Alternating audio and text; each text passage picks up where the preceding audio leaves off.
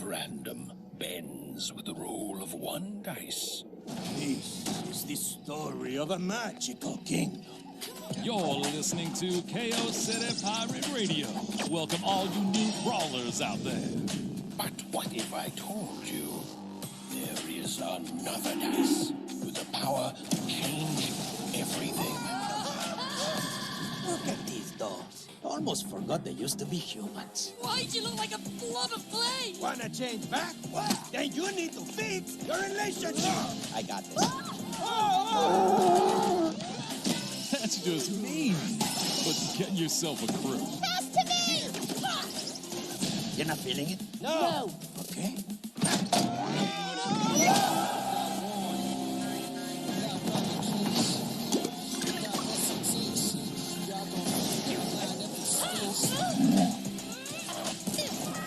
No, Dicey.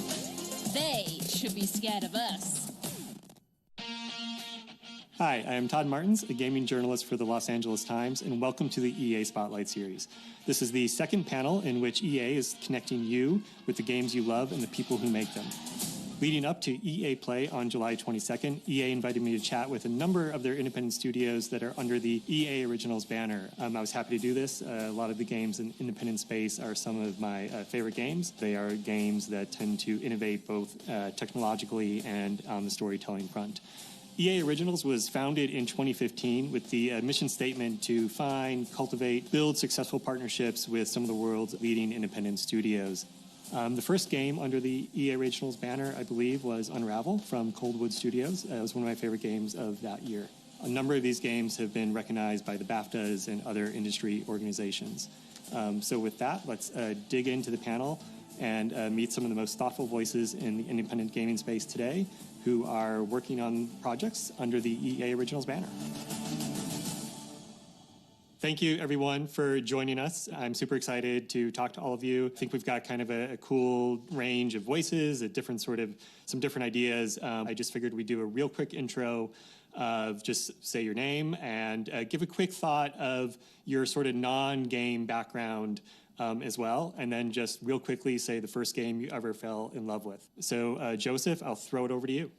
Yes, my name is Joseph Fares, and I'm the creative director and founder at Hazelight, pretty much. I have actually a background in films. I've done 5 or 6 feature movies. I've been working with movies pretty much for 10 years and started making games for 10 years ago. And my first game I fell in love with have to be Super Mario Bros. 1, even if I started playing earlier with the Atari one.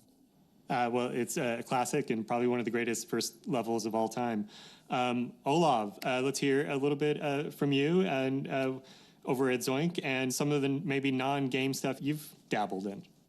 Yeah, hi. I'm Olof Redmalm, and I'm the creative director and the writer on Lost in Random. And, well, my first big love within video games was Baldur's Gate, with its huge story and the possibility of creating your own story in that world. I think I learned English playing that game too. And originally I'm a comic artist and a storyboarder when I started working with games. That's how I got my foot in there with drawing my ideas, explaining quickly with fast drawings. So let's jump over to our team from Silver Rain Studios. So this is a new studio, and while we're not here to necessarily talk about the game you guys have, Abu, sort of talk a little bit about your background and starting this studio. Yeah, hi. My name is Abu Bakr Salim, the creative director of our undisclosed game at Silver Rain Games. Originally actor, also done producing as well within the film industry and the TV industry. But yeah, decided to get into games because, I mean, I love games. One game that I fell in love with is Sonic the Hedgehog on the Sega. That's a pretty slick game. Hi, I'm Melissa Phillips. I'm head of studio at Silver Rain Games, a studio that we launched in March 2020 last year. I have backgrounds in both music and psychology. I've got degrees in those, of which I weirdly use none of them, but all of them every single day in my job. And first game that I really loved and brought me into games was probably, either Theme Hospital or Populous: The Beginning. Awesome. And Guha, congrats on the launch of Knockout City pretty recently this year. So you have a pretty wide-ranging background as well. I think a lot of people know some of your background in the tech side of games, but yeah, just give us a quick sort of intro on your world and your expertise and the first game you fell in love with. Thank you, Todd. It's funny, if I talk about my non-games background, it's really going to very early childhood. Karthik, my brother, and I started our first game company, Vicarious Visions, when we were in high school. I was 14 and he was 15, and basically that was all about learning how to make a video game. And while we played many video games, the actual process of peeling back how you construct it, every aspect of the creative process, playing all the roles when there are no instruction books on how to do it, that was just so fascinating and continues to drive us. And so with Valen Studios, our mission is really to find those new types of interactivity that the people that are really unexpected. People really wonder where they come from, and you really need to get your hands on them to be able to understand it. Now, back in the day, what really got me interested was a game called Starflight 2. Actually, I played Starflight 1 after 2. It was a PC game, MS-DOS at the time. But it just showed with even limited technology, you could really open the imagination and make non-linear narrative where you really put the player as the hero and as the center of an adventure and the center of a progression. And that unlocks so much for us. So I don't want to put the new studio on the spot, but I guess I'm going to do that a little bit. Abu, just talk a little bit about, you said you've loved games, but your decision to, really want to express that love by starting a studio, the journey from starting that studio to working with EA Originals, and we'll start there. Yeah, no, I think there's a lot of power in storytelling in games, because I feel like you got the audience playing it and interacting with the characters on the screen, or really kind of shaping the story that's going on, or you get them in that journey. They're in their shoes. The way I kind of see it is like, I'm a storyteller by heart, right? So it's just another way or another voice or another platform to tell those stories on. It's a great journey, because we're just all a bunch of kids wanting to play storytellers, right? And yeah, that's what it is. It's funny, isn't it? We have, between us, we've got a number of years in the games industry, and we knew a lot about playing games and how games were made and the people behind them. But actually being on the other side now, it's been a whole learning experience. The last year has been a baptism of fire, I guess, as we make mistakes, but we learn from them. And I think that's what's really lovely about the studio with Silver Rain, is that we really value the team that we have. It's an incredible team, just over 30 people now, and still growing. We've always got jobs on the website if anyone wants to check that out. Starting big, man. 30 people already. Damn. Listen, I remember. That's one of our learnings, Joseph. That's one of our learnings. Don't pick 30 people every year. Yeah. I remember when I did Brothers, we were like 10 people, now 8 or 9 people. You start big. Now, I just want to add something to that, because I have a bit kind of the same background from a movie. I just want to make something clear to add a little bit what you were talking about. For me, these two are two entirely different mediums. It's very important to remember that, because one is interactive and one is passive. Because one thing I've learned is that games are not movies. And I think sometimes it's the opposite. When you want to make a game that's closer to a movie, there are two entirely different mediums. You could get inspired from each other, but the way, for instance, to write a book or to write a screenplay are two entirely different ways of writing stuff. And this is what we need to do for games as well. So I'm a super optimist in impactful stories and and emotional impacts on people in the future. We're just there. We're just like scratching the surface. We had a dark period in games, and it occurred between like 2000 approximately and 2010, where there was a notion among companies that you would see the film and then play the game, as if the interactivity would be the same as a linear medium. And you try to capture empathy like affection and love and drama and tension between a boy and a girl, but with mechanics like shooting and action. And there would be a total mismatch. And this is sort of the big downfall of narrative experiences of the past. It makes a lot of sense also to tell a story in video games, because you're always following the interactivity. You're always looking at the step-by-step experience of the player and like really immersing yourself in what will they actually experience, what will they see, and what will they feel. And for me, that makes so much sense to tell a story in video games because, yeah, you're really putting yourself in a situation in a different way, I think, and it's helped me a lot to learn about writing scripts as well, like longer scripts, because you have to fill in the details. You can't leave anything to the imagination until it's in the player's hands. Yeah. Why'd you look like a blob of clay? Wanna change back? Then you need to fix your relationship. You know, It Takes Two, Joseph, is a really fascinating game to me. It deals with a lot of grown-up topics, yet at times it feels very silly, very wacky, and at times the gameplay almost feels like a metaphor of this couple's relationship. So just talk about, sort of the challenge of telling what is, what on the surface is a very sort of, classic story about a couple, but then making that come through via the actions you're taking in the game. Yeah, for sure. I mean, that's what we at Hazelight are focusing a lot on, like trying to use the mechanics as part of the storytelling. You don't want to end up in a situation where you play a game. I mean, you could play some games sometimes where you're almost waiting for the next cutscene. So the idea is to use the mechanics as part of the story. I think it's a little bit underused in gaming now, and I think we can use it way more often. I mean, It Takes Two, you have many situations. Sometimes we use it in a metaphorical way there's a level where the characters are working on their attraction as couples, and then we give them magnets just kind of as a metaphoric way for them to both play that and have it in the story.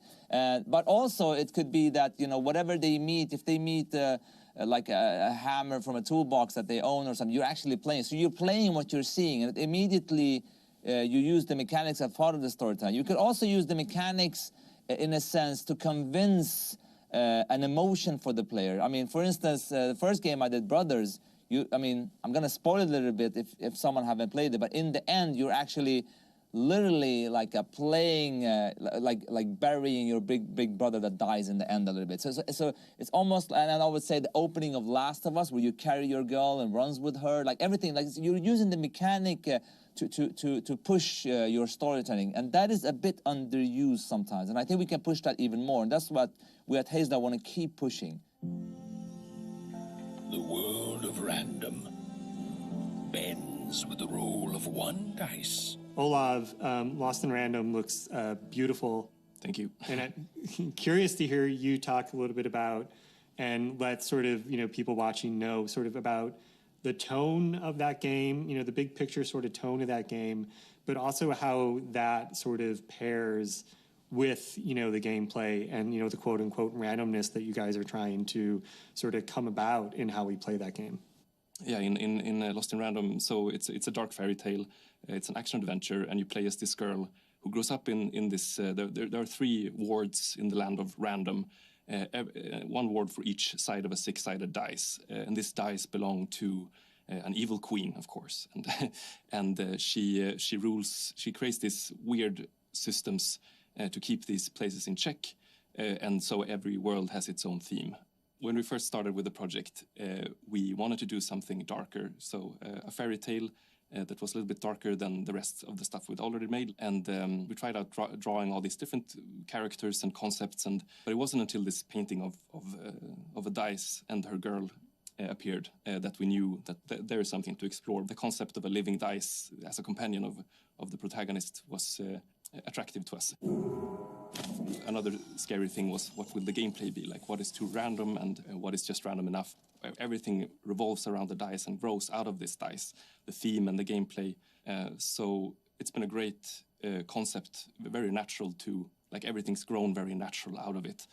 And it's so important to like, if you have an idea that is weird and you're uncertain of it at first and it hasn't been done before, you don't have a reference game, you need to ask people for a bit of faith to stick with the idea and just stay with it. And okay, we're not sure what it will be, but it's important to let yourself to be, I don't know, let's not know together for a while and explore this weird idea and see where it goes. Yeah. I was just going to add in, actually, everything that everybody said is just lovely, and it's exactly why I love working in games, and what makes the games industry really special.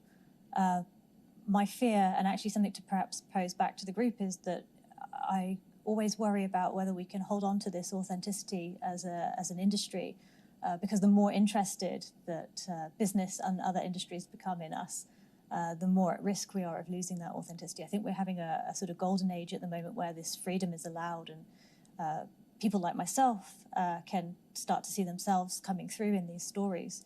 And I hope that we can keep that alive and keep that going, and that authenticity isn't lost or merged into other industries.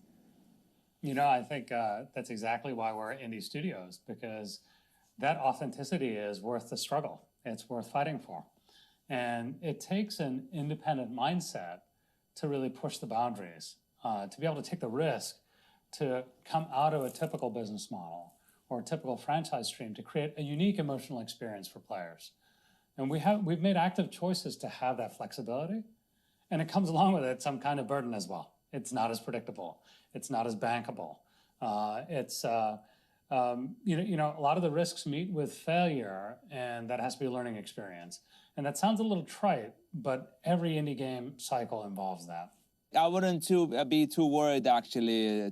I think if you have when you have a strong vision, what you believe in, I think actually it's the opposite. The other industries around us, I mean, if you look at the movies, if we're talking about that, they will soon realize how great storytelling is in gaming, and actually are realizing it already. That's my fear, Joseph. That's my fear. Don't worry, there's nothing to fear here. There will come, I know the movie business, they will come crawling and understand how beautiful gaming is. Now, at the end of the day, it's all about, like, impacting and touching people's heart.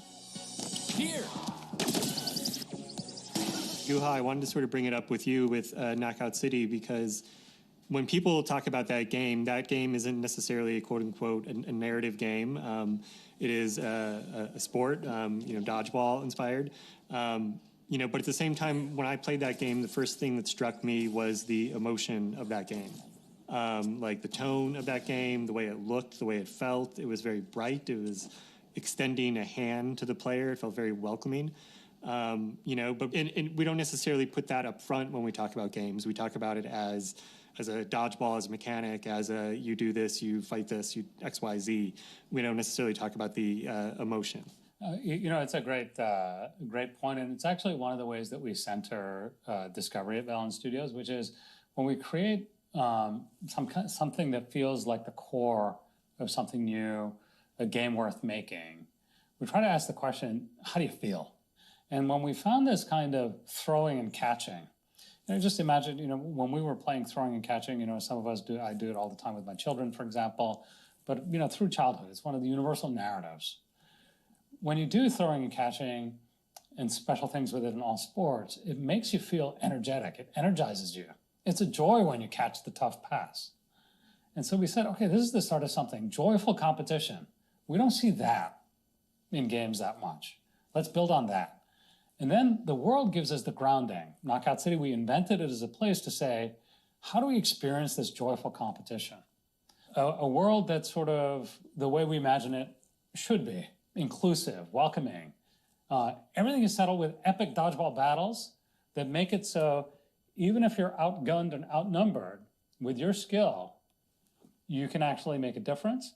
But then, even if you get defeated, you're ready to get back into it, because you feel like you weren't beaten.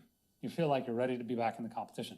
So we start with that emotional profile, and all the decisions from a design standpoint, from a world building standpoint, from a music design standpoint, come from that. We even have some backstory to make sure that and we don't explicitly do it, we don't use narrative techniques, but it's in the world, and it's in the VO.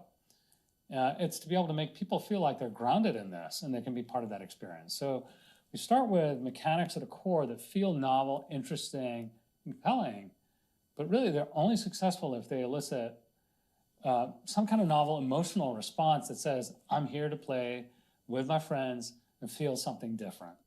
So we use different techniques in narrative to be able to achieve that. And Abu, I was kind of curious to hear your thoughts a little bit. We've talked, in the last few minutes about some high-level topics about emotion in games and marrying gameplay and story, and just sort of coming at this from a new studio. I know we're all curious to hear what you're working on when you're ready to talk about it, but what would you sort of say, what would be maybe a thesis for the studio in terms of where you guys want to put a focus? Yeah, I mean, look, it does start with story, right? And it starts it starts there, but it's quickly followed by, again, the medium in which you're telling it, which is interactivity. I think you know, for us as well, we're always asking about that player's journey, about that player's experience, and that's why it's funny whenever we talk about the idea of, like, you know, emotion in games and stuff like that. Like I don't think that's not the aim, man. Like, the aim is to deliver a brilliant experience. Like, you don't go to the theater to go and, you know, watch a play which is supposed to be sad. No, you go watch a good play. If it's sad and it's happy, that's fantastic. And it's tough, man. Like, making games isn't easy. It's a hard process, but that's what's so brilliant and beautiful about it, because I truly believe that through the difficulty of finding something and hitting it right, you end up basically sharing that difficulty and that hard journey with the person playing it. They feel that, and they are able to experience that with you. I was just going to add in as well, and here's the kicker, like, ideas are cheap. Everybody has ideas. My mom has ideas, my dog has ideas, I have ideas. You know, we are a team where everybody has the capability of being creative in some way. The hard part, I think, of game making is, how do we choose which ideas we take forward out of this mad pool of ideas that we have? And I think the craft comes from being able to select the best, sometimes just the most feasible ideas, not even the best. We sometimes have to kill some fantastic ideas. But the game making process is about, how do we prioritize what goes forwards, what feels good? And the craft comes from actually making those ideas and testing them and iterating on them and making sure that all of that comes together to create the game. When I was playing It Takes Two, I went into that game, you know, the pandemic was still very much a mystery here in America at that time. And then there was the other idea of, like, I was also going through a relationship that was falling apart. So I didn't necessarily, I was nervous about playing It Takes Two, because I was like, do I want to play a game about a divorce? At the same time, like, that game is so silly and fun and inventive. Like, I never once felt necessarily quote unquote sad. I just felt exuberance at, like, learning about these characters. Someone asked me, like, is this kind of a relation, you know, shipped to help you? It's kind of a therapy session or something.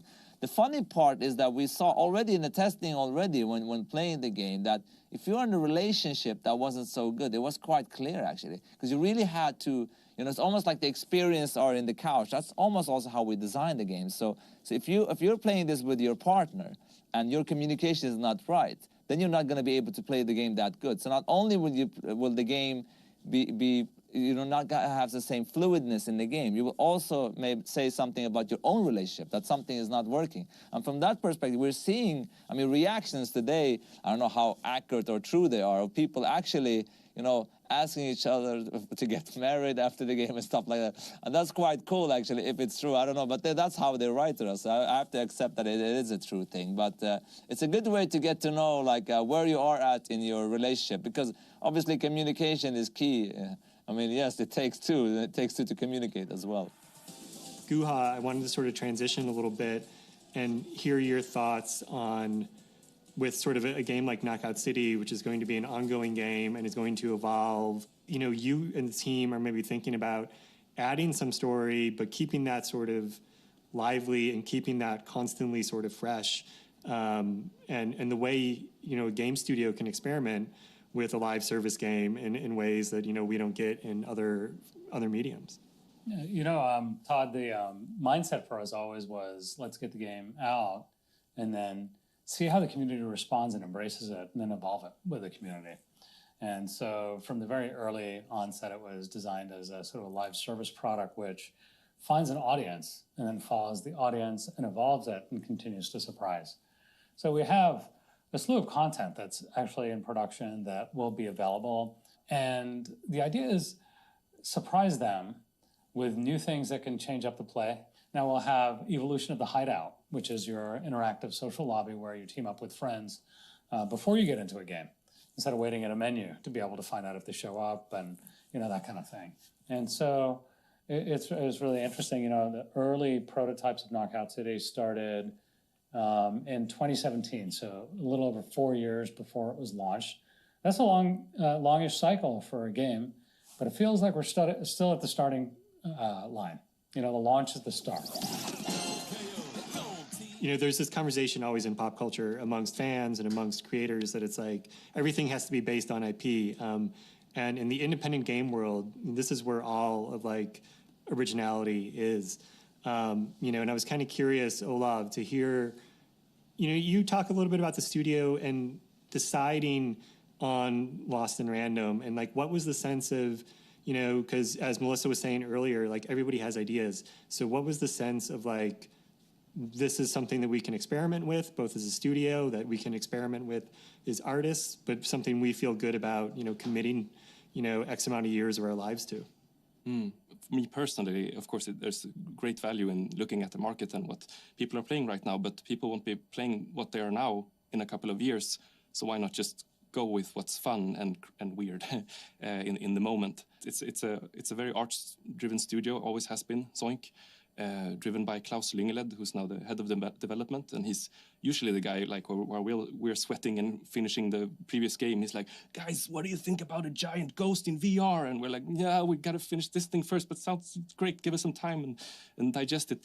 Abu already said also we're all just kids playing like oh, then this guy comes and he fights this guy and they're brothers actually, and why that kind of energy you want to bring to creating video games, I think. So yeah, just go with that creative joy, and for us it started out with wanting to try out something darker, like I already said, and our longing for a fantasy and a saga, and you know, we looked at grim fairy tales and Over the Garden Wall and stuff like that, and even if the idea at first makes everyone go, oh really, okay, a dice with legs and arms, and okay, let's taste it for a bit, and like, don't be afraid of the can of worms. Yeah, I guess is the message.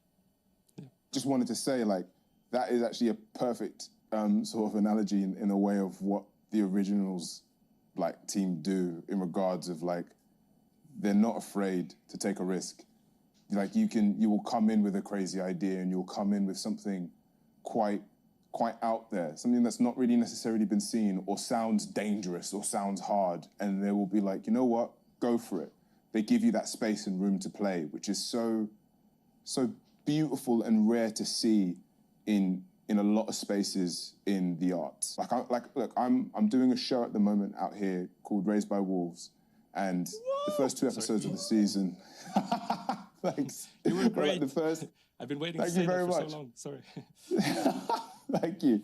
Well, no, but like, look, the first 2 episodes, right, were directed by Ridley Scott, and it's terrifying, right? It's one of those things where it's like you're going head to head with this Goliath, right? But the beauty of what he was able to capture on set was he allowed you room to play. He allowed you room to be bold. He allowed you room to just explore, which is so rare sometimes. I think every publisher should do this, actually.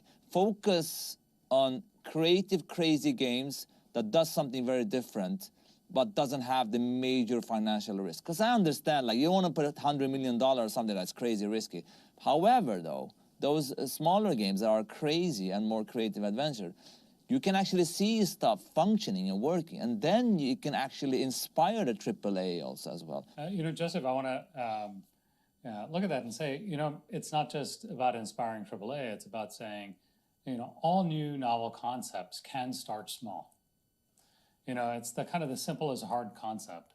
You know, when we wrote if you write the concept for Knockout City on a piece of paper, people will be like, I'm going to play this action game with dodgeballs. Give me a gun. I think I know how to do that. And so that's typically the response for that. But the concept itself can be proven out at a small scale, and the concept itself can grow.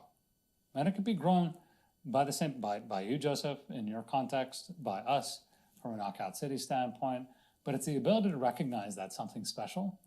Both the developer recognizes, but then also, you know, the label should recognize as well and believe in. One of the things that was most impressive to us was that after we had found this core and, you know, we thought, hey, this is a good game. I'm feeling what I need to feel with this thing. We shopped it around. And there was something unique about the originals team in EA. Everybody played. Everybody, all the way to the executive team at EA played before we said, that's the right partner for us. Because they could understand that vision.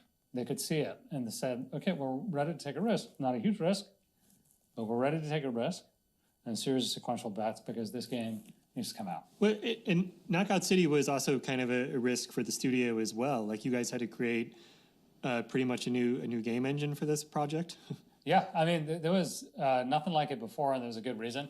It's really hard to do a mechanic that's purely based on throwing and catching, essentially physics-based gameplay in a competitive setting, where there are many physics objects. The player him or herself could become the ball, that there's an ever-changing map landscape with dynamic maps, and fundamentally relies on the interactivity between the team, throwing, passing, catching. When you have a player on the East and West Coast or East Coast and then in Europe playing together or playing against each other, it's an incredibly hard problem to solve, and we couldn't find conventional approaches to do it. So we had to invent a computer language to be able to allow us to do reversible computation at scale. And that's pretty much how we approach problem solving here at Velen. It's sort of like, if this game needs to be made, we're going to figure out how to do it. I just want to add on, even if we're working with Unreal, but let me tell you this, the amount of stuff we added on to make an online game also function in split screen with so much variety in game mechanics, it's absolute madness. Actually, I know that we made more tools that Unreal are using from us than we are using from them. So in a sense, we created our own. I mean, it's a huge challenge to create an online game. I mean, especially in split screen where you see the lag and everything. So I think whoever has an engine, you need to do a lot of add-ons that fits your vision and game, like you're saying. Yeah, no, I was curious, Joseph, if being an indie studio, if you felt that made that task of having to sort of invent those tools, even using a popular game engine and just being independent, if that made it, easier for you guys, like as a studio, to sort of shift directions at whims, or because it seems like it is a very big of a mission statement for your studio to do sort of co-op sort of games. I wouldn't call us indie right now. I would say we're we're more a triple I, as they say today, not just a regular indie. So we have more knowledge. Our developers are more more kick-ass. They know more how to do stuff. We know more how to solve stuff. We've done it before, so we have the tools to do it way better than before. But of course, it's always a risk, especially the games we do, because every game we do is something totally different. Obviously, you have co-op and story that is common to what we do, but the world, the characters, the gameplay, everything is totally different in the next game. Let me tell you, it will blow people's mind, actually. I'm ready to hear about it. Are you really? Are you ready? Can you handle it? That's what I'm telling you, man. Next game will be like, what the? These guys have really lost their minds. I mean, totally, in a good way. Bring it on.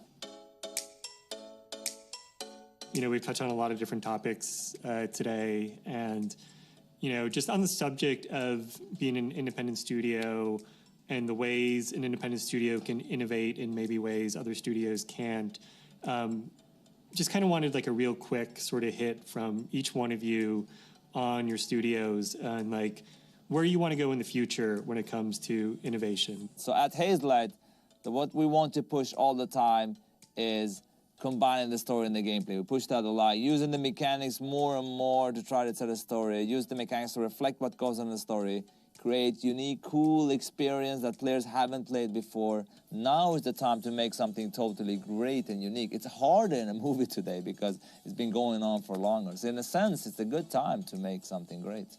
For Velen Studios, it's, our games have come to be really sort of playing is believing. But playing is believing is really at the heart of creating something new, an experience that people really think is novel. I haven't seen something like this before. And that's what we want to keep doing.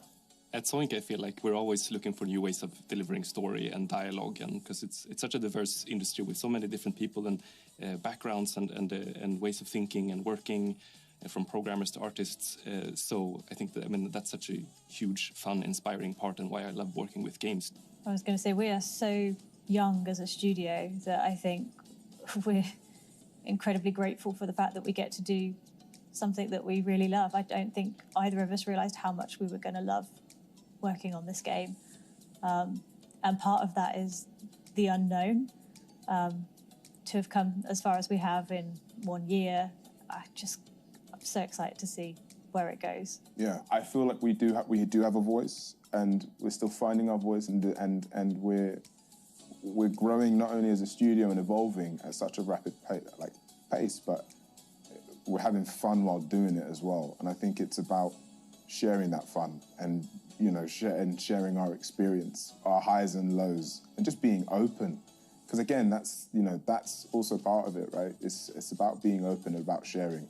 Thank you all for letting me pester you with so many questions and playing along, and I really appreciate it. Everyone's time. Thank you. Thank you all so much. Thank you. Cool. Thanks, guys. Thank you so much. It's great to be here with all of you. Thank you. So that was all very thoughtful and very inspirational at times. Thank you for joining us. More from the EA Play Live Spotlight series will be coming soon. Follow @EA on Twitter or go to EA.com for the latest updates on these games and everything else from the studio. Also remember that EA Play Live is on July 22nd. And if you've watched this far, you definitely don't want to miss that because there will be some exciting news from Lost and Random. I'm Todd Martins from the Los Angeles Times. Thank you for joining us.